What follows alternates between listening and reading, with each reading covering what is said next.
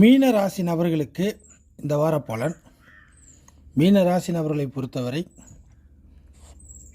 சந்திரன் 5ஆம் இடத்து அதிபதினு சொல்லக்கூடிய சந்திரன் பௌர்ணமி அமைப்பில் ஜென்ம ராசி, அடுத்தது தனஸ்தானத்தோடு சம்மந்தப்பட்டிருக்கு.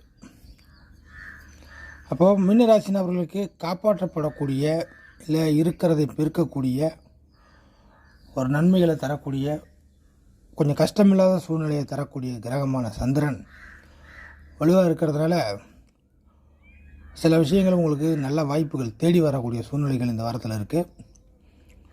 பிகினிங்லேயே அமையும். அடுத்த கடைசி நாட்கள் அப்படின்னு பார்க்கும்பொழுது வாரத்தில் பணம் சம்மந்தப்பட்ட பொருளாதாரம் சம்மந்தப்பட்ட விஷயங்கள்லாம் உங்களுக்கு நல்லபடியாக கை கொடுக்கும். அதே சமயம் செவ்வாய் புதன் இந்த இணைவுலாம் 8ல் போய் மறையுது. சுக்கிரன் ஒரு பக்கம் வீக்காக இருக்குது. இந்த கணக்குப்படி பார்த்திங்கனாக்கா நீங்களாக எதையும் தேடி பிடிக்கிறது வேலைக்கு ஆகாது. இந்த வாரத்தில் மிக முக்கியமான பலன் என்னென்னா, எதுவுமே தானாக கிடைச்சதுன்னா இல்லை தானாக வரக்கூடிய வாய்ப்புகளை நீங்கள் பயன்படுத்துகிறதுனா அது உங்களுக்கு யூஸ்ஃபுல்லாக இருக்கும், ஓகே ஆகும்.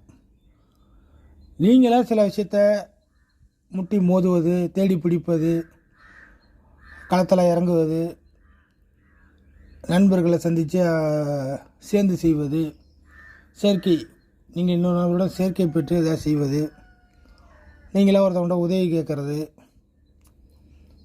இந்த மாதிரியான எந்த ஒரு விஷயங்களும் நீங்களாக முன்முனைப்புடன் இறங்கக்கூடிய எந்த ஒரு விஷயங்களும் உங்களுக்கு கை கொடுக்காது. மாறாக தானாக கிடைக்கக்கூடிய வாய்ப்புகளை நீங்கள் சரியாக பயன்படுத்திக்கிறது நல்லாயிருக்கும். இதுதான் இந்த வாரத்தில் உள்ள மேஜராக இருக்கக்கூடிய ஒரு பலன். மீனராசிக்கு சில விஷயங்கள் தொந்தரவு குறைவாக காணப்படும். இந்த வாரத்தில் கொஞ்சம் அமைதி நிலைக்கு நீங்கள் சில விஷயங்களை திரும்புறதுக்கு வாய்ப்புகள் இருக்குது. அதே சமயம் நம்ம ஏற்கனவே சொன்ன விஷயத்தை கொஞ்சம் கேர்ஃபுல்லாக எடுத்துக்கணும்.